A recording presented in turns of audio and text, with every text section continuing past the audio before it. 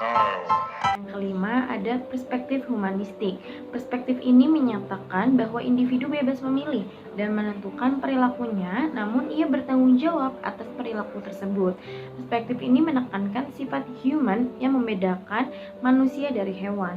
Manusia memiliki kemauan bebas dan dorongan ke arah aktualisasi diri. Perspektif ini juga menolak konsep behaviorisme yang menyatakan bahwa perilaku manusia merupakan mekanisme yang dikendalikan oleh stimuli luar dan menolak konsep psikoanalisis yang menganggapnya dikendalikan oleh impuls-impuls tidak sadar. Manusia merupakan aktor yang mampu mengendalikan nasibnya dan mengubah dunianya. Psikologi humanistik berkembang sebagai reaksi terhadap kecenderungan dehumanisasi yang terjadi di masyarakat.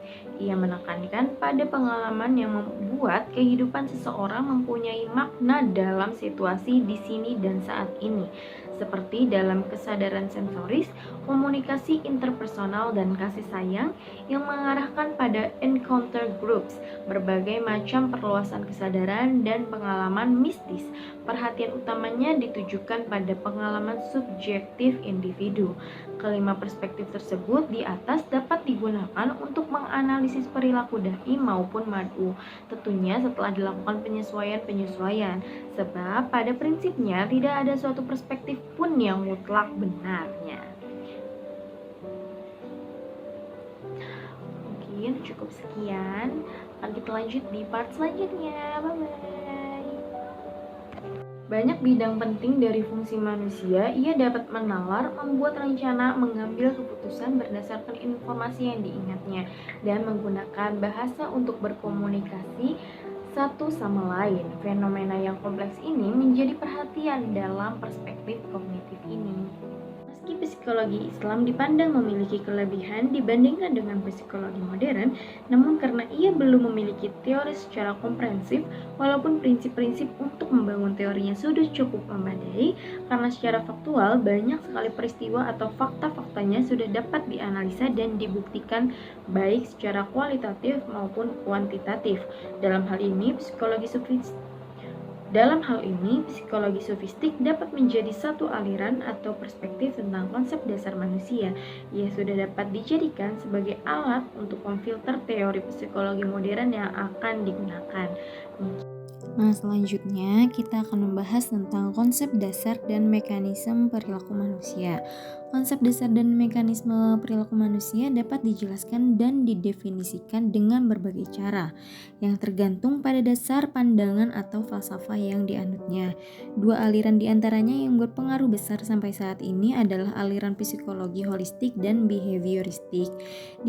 Dan kita selanjutnya akan membahas tentang pandangannya mengenai perilaku manusia, mekanismenya, serta titik temu dan titik beda pada kedua aliran tersebut. Nah, untuk yang pertama ada pandangan aliran holistik dan behavioristik.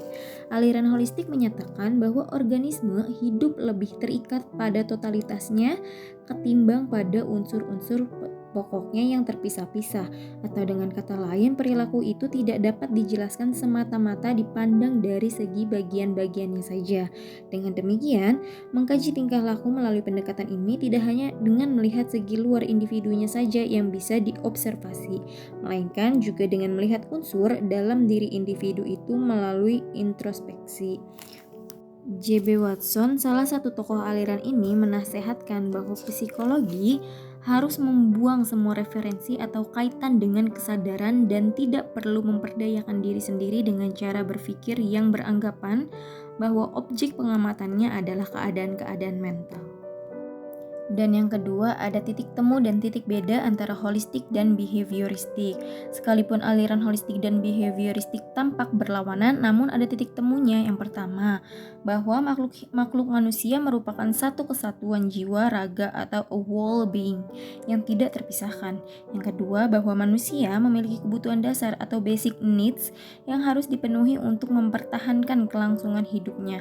Holistik memandang bahwa kebutuhan dasar ini melahirkan dorongan atau drives yang merupakan daya penggerak atau motifs yang melahirkan perilaku.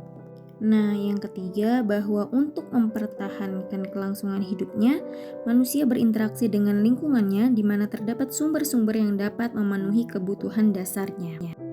Dan yang keempat, di samping beberapa persamaan seperti yang sudah dijelaskan, terdapat perbedaannya pula. Holistik menekankan bahwa perilaku itu bertujuan atau purposif, yang berarti aspek intrinsik dari dalam diri individu merupakan faktor penentu untuk melahirkan perilaku meskipun tanpa perangsang atau stimulus yang datang dari lingkungan. Sedangkan aliran behavioristik menekankan bahwa pola perilaku itu dapat dibentuk melalui proses pembiasaan dan pengukuhan atau reinforcement dengan mengkondisikan stimulus atau conditioning dalam lingkungan.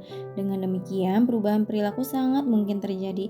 Dengan memperhatikan segi-segi persamaan dan perbedaan kedua aliran tersebut, maka dapat disimpulkan tentang hakikat perilaku manusia itu, bahwa perilaku manusia pada hakikatnya adalah merupakan proses interaksi individu dengan lingkungannya sebagai manifestasi bahwa ia adalah makhluk hidup.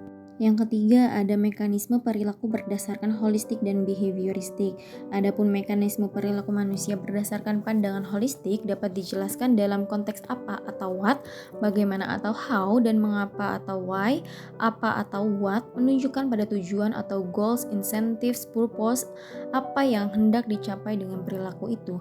Bagaimana, how, menunjukkan pada jenis, bentuk, cara mencapai tujuan tersebut, ialah perilakunya itu sendiri. Mengapa, why, menunjukkan pada motivasi yang menggerakkan terjadinya perilaku itu, antara lain bersumber pada kebutuhan dasar di dalam diri individu atau intrinsik, atau ditantang dari objek atau eksintrik. Mungkin cukup sekian dari saya. Terima kasih.